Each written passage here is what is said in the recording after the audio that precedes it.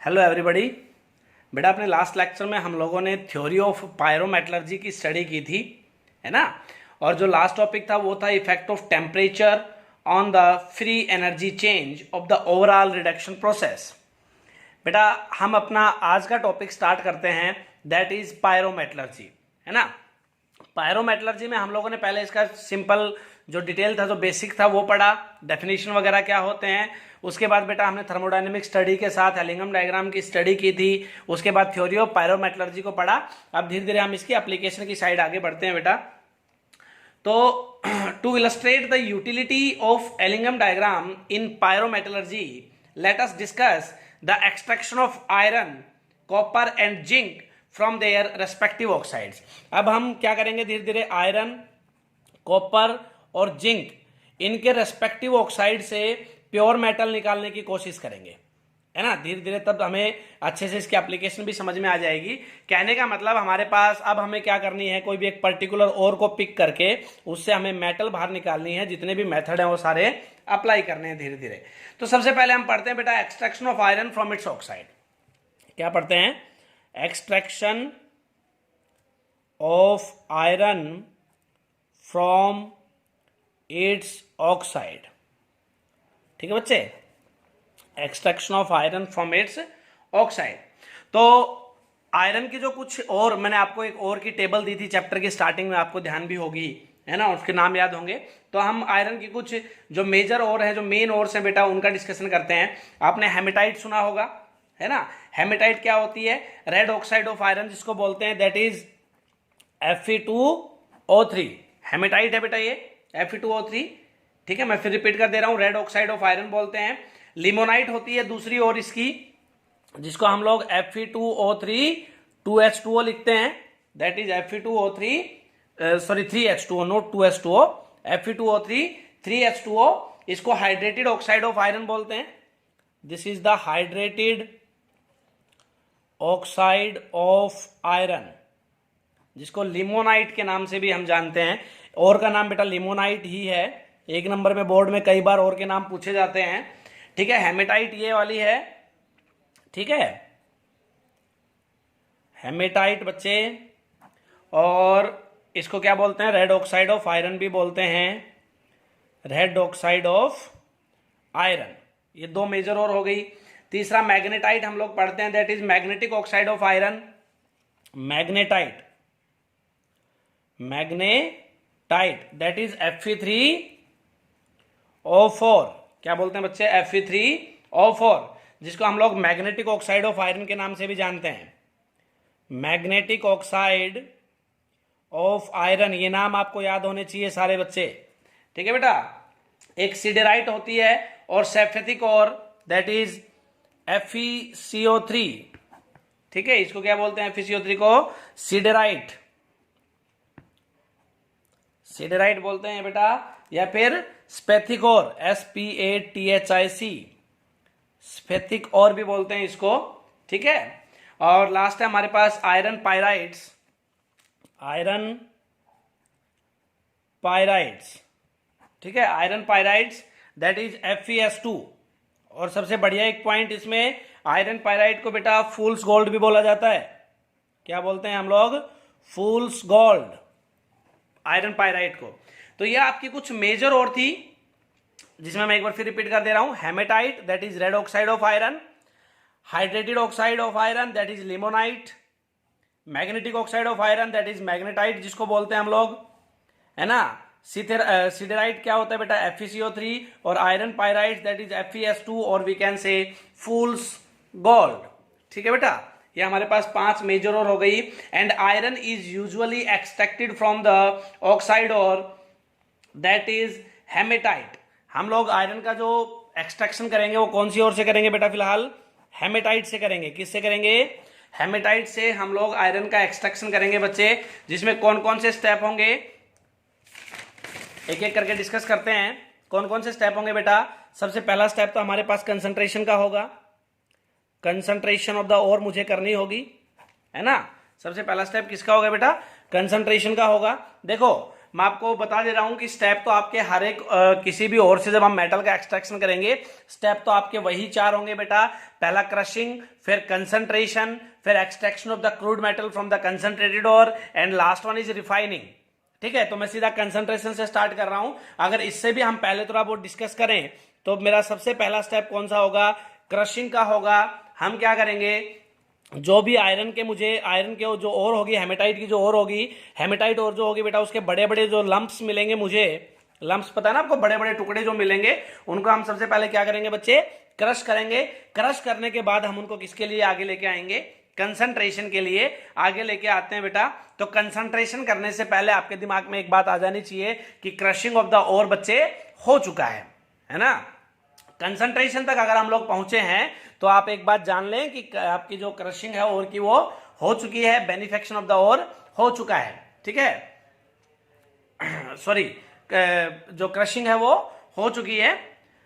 तो अब मैं आपको एक बार 4 स्टेप फिर रिपीट कर दे रहा हूं। Crushing of the ore, concentration of the ore, है ना बेटे, और तीसरा है extraction of the crude metal, extraction of crude metal from concentrated ore, and last one is refining। इस चीज को ध्यान में डालें। ठीक है, 4 स्टेप होंगे, कोई भी आप और को पिक कर लें, उससे जब मेटल को बाहर निकालते हैं तो यही 4 स्टेप होंगे। लेकिन इन 4 स्टेपों में कौन कौन से प्रोसेस होंगे, कौन कौन सी रिएक्शंस होंगी, वो हर एक और के लिए डिफरेंट होंगी बच्चे। तो हम सबसे पहले से स्टार्ट करते हैं, दैट इज क्रशिंग हो चुकी है। सपोज क्रशिंग हम लोगों ने कर ली है, क्योंकि क्रशिंग में आपको पता है बेटा करना क्या है, वो बाल मिल या स्टाम्प मिल होती है, उसकी हेल्प से हमें उन बड़े बड़े टुकड़ों को किस में करना है बेटा, पाउडर फॉर्म में करना है। क्रशिंग करने के बाद जो नेक्स्ट वाला मेरा स्टेप होगा that is concentration of the ore. इसमें क्या करेंगे बेटा, the ore is crushed in crushers, वो काम हो चुका है, and the crushed ore is concentrated by gravity separation process. ये प्रोसेस आपको याद रखना है, कौन सा, ग्रेविटी सेपरेशन प्रोसेस से हम लोग इसमें कंसंट्रेशन ऑफ द ओर कराएंगे। ठीक है, कौन सी ओर से हम कौन सी मेटल निकाल रहे हैं वो बात आपको मैं बता चुका हूं, फिर रिपीट कर दे रहा हूं बेटा।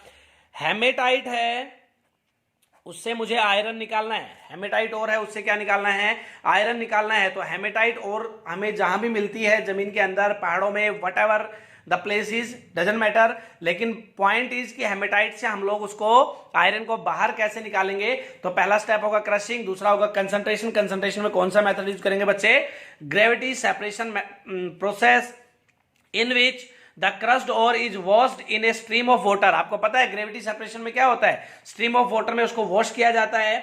Lighter sand and clay particles are washed away while the heavier ore particles settle down. जो आपके लाइटर पार्टिकल्स होंगे बेटा, जो लाइटर पार्टिकल्स होंगे वो क्या होंगे बच्चे, पानी के साथ बह के आगे निकल जाएंगे, मतलब वॉश्ड अवे। ठीक है, और जो हैवियर पार्टिकल्स होंगे वो क्या होंगे, सेटल डाउन। मतलब सीधी बात क्या है कि मैंने यहां पे सपोज अपनी क्रश्ड ओर डाल दी, ठीक है, क्रश्ड ओर डाल दी, इंप्योरिटीज भी हैं, मतलब लाइटर पार्टिकल्स भी हैं, हैवियर पार्टिकल्स भी हैं, सारे पार्टिकल्स इसमें प्रेजेंट हैं।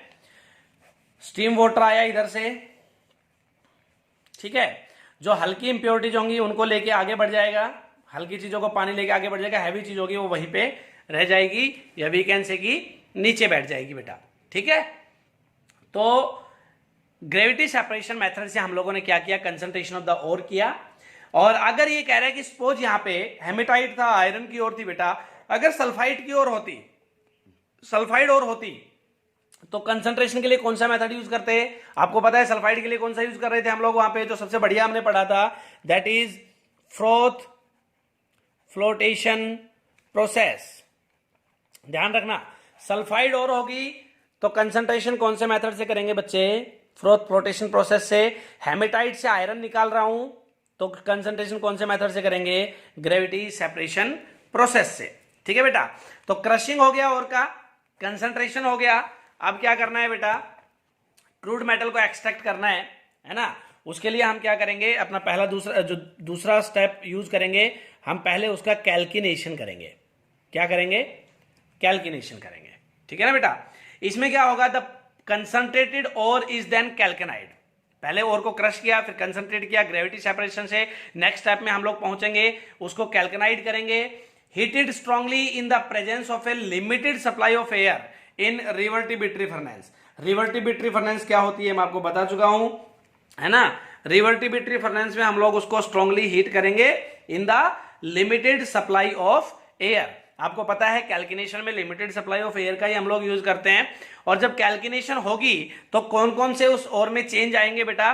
पहला चेंज आएगा मॉइस्चर इज रिमूव्ड। देखो अब तक कैल्कुलेशन करने से पहले जो काम हो चुका है और के साथ वो क्या क्या हो चुका है, जो हल्की इंप्योरिटीज हैं वो रिमूव हो चुकी हैं, है ना, ग्रेविटी सेपरेशन मेथड से। उसके बाद हम कैल्कुलेशन तक पहुंचे हैं। और इसमें अगर मैं आपसे बात करूं तो हीट करेंगे तो ऑब्वियस सी एक कॉमन सेंस की सी बात है बेटा कि मॉइस्चर तो रिमूव होगी ही होगी, तो मॉइस्चर विल बी रिमूव्ड। पहला मेरे पास ये फायदा होगा।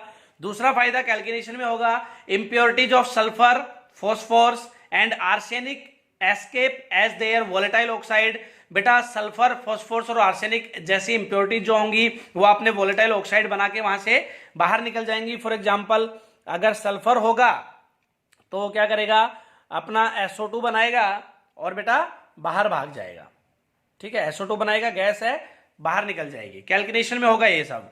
फॉस्फोरस की इंप्योरिटीज हुई तो ये भी अपना वोलेटाइल ऑक्साइड बनाएगी, दैट इज P4O10, एस्केप कर जाएगी, है ना। अगर आर्सेनिक हुआ बेटा वो भी अपना वोलेटाइल ऑक्साइड बनाएगा और बच्चे AS2O5 बना के ये भी एस्केप कर जाएगा। तो पहला जो फायदा हुआ था मुझे मॉइस्चर रिमूव हुई थी, दूसरे में आपके सल्फर, फॉस्फोरस या आर्सेनिक जैसी जो इंप्योरिटीज थी वो अपने वोलेटाइल ऑक्साइड बना के क्या हो रही थी, रिमूव हो रही थी। तीसरा फायदा देखते हैं कैल्कुलेशन में क्या होगा बच्चे। फेरस ऑक्साइड, जो फेरस ऑक्साइड होगा मेरे पास, is oxidised to ferric oxide. तीसरा फायदा होगा जो फेरस ऑक्साइड होगा वो ऑक्सीडाइज हो जाएगा बच्चे किसमें, फेरिक ऑक्साइड में। ये फेरस ऑक्साइड और फेरिक ऑक्साइड में क्या डिफरेंस होता है वो आपको पता ही है। नाम के पीछे OUS तब लगेगा या कब लगेगा और इक कब लगेगा बेटा, ये आपको आई थिंक ध्यान होगा। आज तब लगता है जब कोई भी आपका जो एलिमेंट होगा वो अपनी लोवेस्ट ऑक्सीडेशन स्टेट में होगा, इक तब लगेगा जब अपनी हाईएस्ट ऑक्सीडेशन स्टेट में होगा।